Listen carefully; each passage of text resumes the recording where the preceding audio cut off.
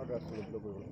আৰু আজি আমি প্ৰায় 3টামান বজাত মানে আমাৰ ৰেগুলাৰ নাকা চেকিঙত আমি এখন গাড়ী চাৰ্চৰ কাৰণে ৰখাইছিলোঁ আৰু সেই গাড়ীখন ডিটেইল যেতিয়া চাৰ্চ কৰিলোঁ সেই গাড়ীখনত আমি প্ৰায় 1 কেজি 652 গ্ৰাম সন্দেহজনক হিৰ'ইন 130টা চাবোন পেকেটত বান্ধি অনা আমি উদ্ধাৰ কৰিবলৈ সক্ষম হৈছোঁ। আৰু সেই গাড়ীখনৰ নাম্বাৰ হৈছে AS01 KC 9014 উইংগাৰ গাড়ী। গাড়ীখনত আৰু বেলেগ কোনো পেছেঞ্জাৰ নাছিলে, অকল এজন চালক আছিলে আৰু হেণ্ডিমেন আছিলে। সেই দুজন মানুহেই এই আমাৰ প্ৰাৰম্ভিক তদন্তত আমি গম পাইছোঁ যে এই দুজন মানুহে এইখিনি এখন চুবুৰীয়া ৰাজ্যৰ পৰা গুৱাহাটী অভিমুখে লৈ গৈ আছিল। কেইজনক আটক কৰিছে ছাৰ? আমি এতিয়া ইতিমধ্যে দুজনক আটক কৰিছোঁ।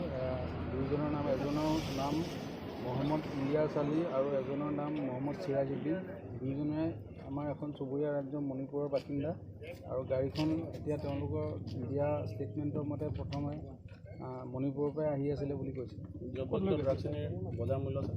বজাৰ মূল্যটো এতিয়া সঠিকভাৱে কোৱা দিগদাৰ হ'ব, তথাপিও আমাৰ এতিয়া এক্সপাৰ্টক সুধি পেলাই আমি মূল্যটো ক'ব পাৰিম। মূল্য হিচাপে প্ৰায় 10-15 কোটি টকা মূল্যৰ